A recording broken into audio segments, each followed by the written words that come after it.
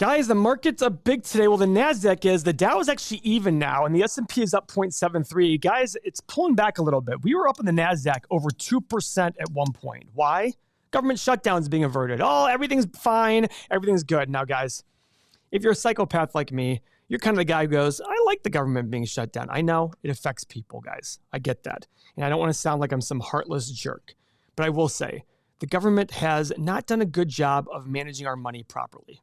So I look at this saying, the less they can manage it, the better. Now, I might be alone on that one, but based on our usual viewers, I'm probably not alone there. But guys, the market's been surging. The market's on a tear since April 8th. I think the NASDAQ's up 50-some% since April 8th, maybe 45%. It's insane. Not an individual stock, an entire market. Guys, the difference is though, and this is actually does make me wonder, so many people are screaming bubble. It makes me wonder, do we still have more legs in this? Because we're screaming AI bubble, AI bubble, AI bubble, AI bubble. I get it. So I look at it going as a contrarian to me, that's the question. Well, if everybody's screaming bubble, what does that really mean? Does that mean we're really going to have a pullback anytime soon? Doesn't mean we're wrong, by the way. I do think there's an AI bubble. Just because everybody's screaming it doesn't mean they're wrong. But does it mean a crash is imminent? Not necessarily. Now, go back to 2000. Some people were screaming bubble, but the difference is we didn't have social media. We didn't have all these people out there talking every 2 seconds. Yes, we had CNBC, but we didn't have everybody saying this is awful. This is going to be bad. Now, if you go back and read Snowball, the book about Warren Buffett, in 1999, he went and spoke in Idaho, I think, in Sun Valley. And a lot of people agreed with him. They're saying, yeah, this thing is insane. This is a bubble. This .com thing is a bubble. But we weren't in the masses yet. Why? Because we didn't have social media. So could it be different this time? Maybe. Probably unlikely.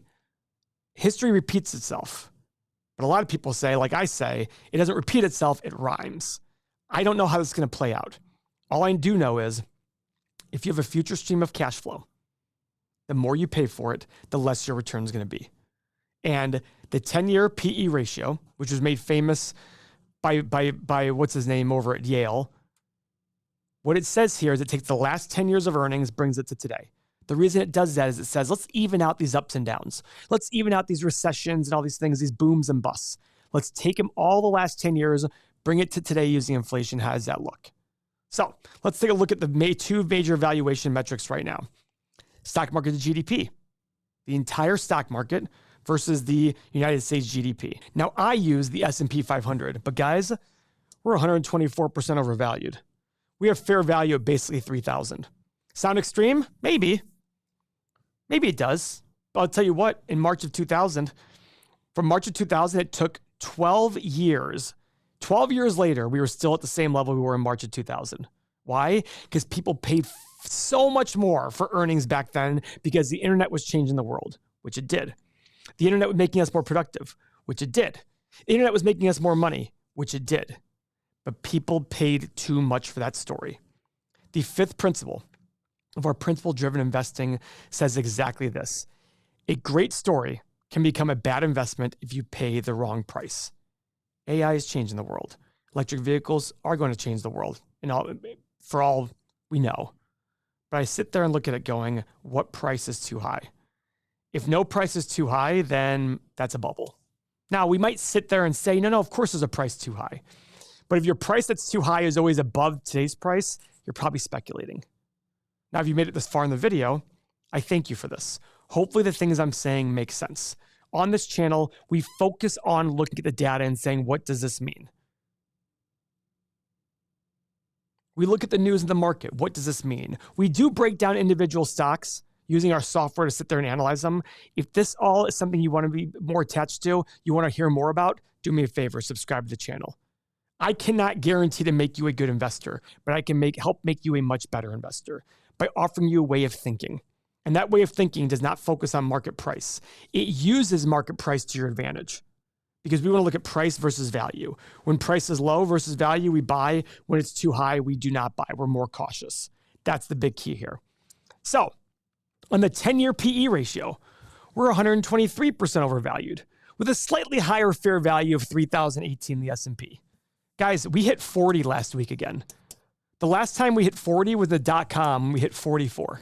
the dot-com bubble. And I told you, right? I told you, look at this. Let's look back at the dot-com.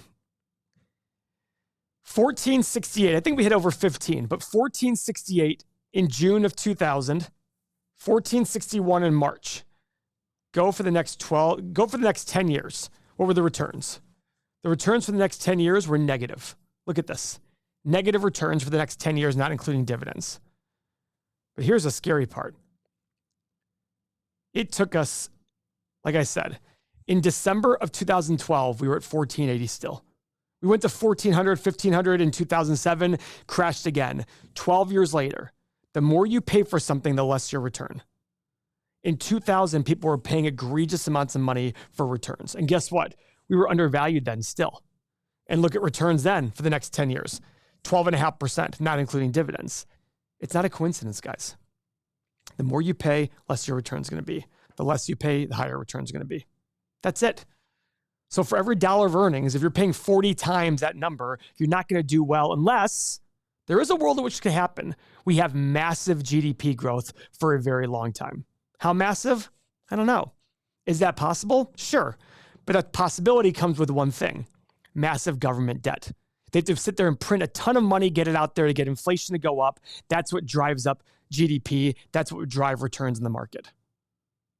But is that really the outcome you want? Do you want more debt? We just surpassed $1 trillion in interest payments. It's up like 3 or 4x. Why? Because interest rates are higher. So people would say, well, then lower interest rates. Again, that means printing more money. You can't have your cake and eat it too. It's not just a one domino. Whenever something happens, there's multiple dominoes down the road. All I know is the more we borrow today, that means the more we're taking away from future growth. And if you're buying at prices today that require future growth, how does that help? You're taking away from future growth, but you need that future growth. Do you see the conundrum here?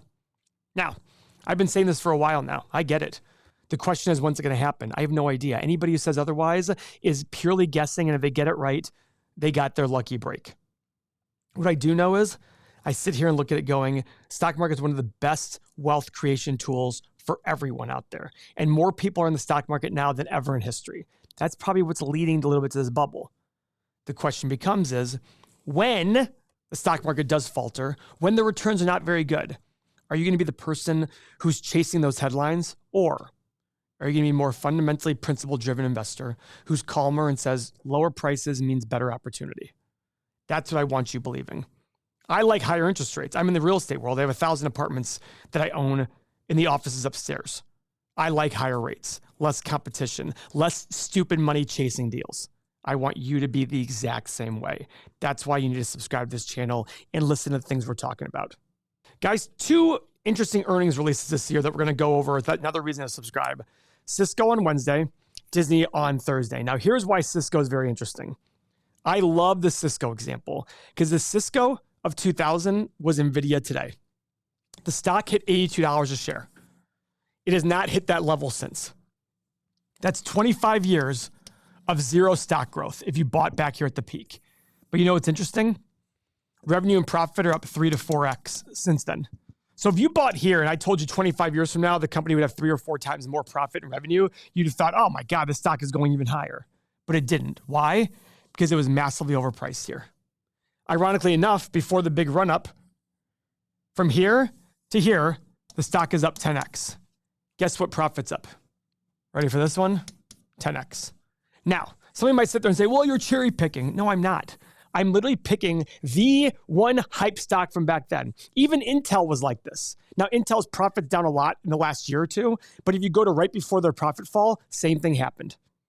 Their stock was up from this point, pretty much in line with their profit and revenue, and had not hit its peak from 2000. In the short run, stocks are a voting machine. In the long run, they're a weighing machine. These are important things to understand. Let's look at Disney, a company that I actually own, and don't own a company just because anybody on the internet has it. It's been meandering about. This company has been in a little turnaround situation. Now, there's some promising signs here. The 5-year profit margin is 5.5%. Last year, they did 12%. Okay, their PE is starting to come down. Their price of free cash flow is starting to come down because their free cash flow is getting back up. Their earnings are getting back up. This is a premium business that deserves a premium valuation. These are the things we talk about in this channel. Now, if you watch our main channel, if you watch this channel, you've been watching it for a while, and you want to up your investing game, what does that mean? It means making more sound decisions, sleeping better at night. When everybody else is panicking and scared, you're calm. You're the calm person in the room who takes advantage of those things, takes advantage of the down markets. I encourage you to check out our software and community. It's a 7-day trial. Click the link below. I think it'll really help you become a better investor, but more importantly, help you be calmer, and that's what will lead you to be a better investor. Thank you for your time.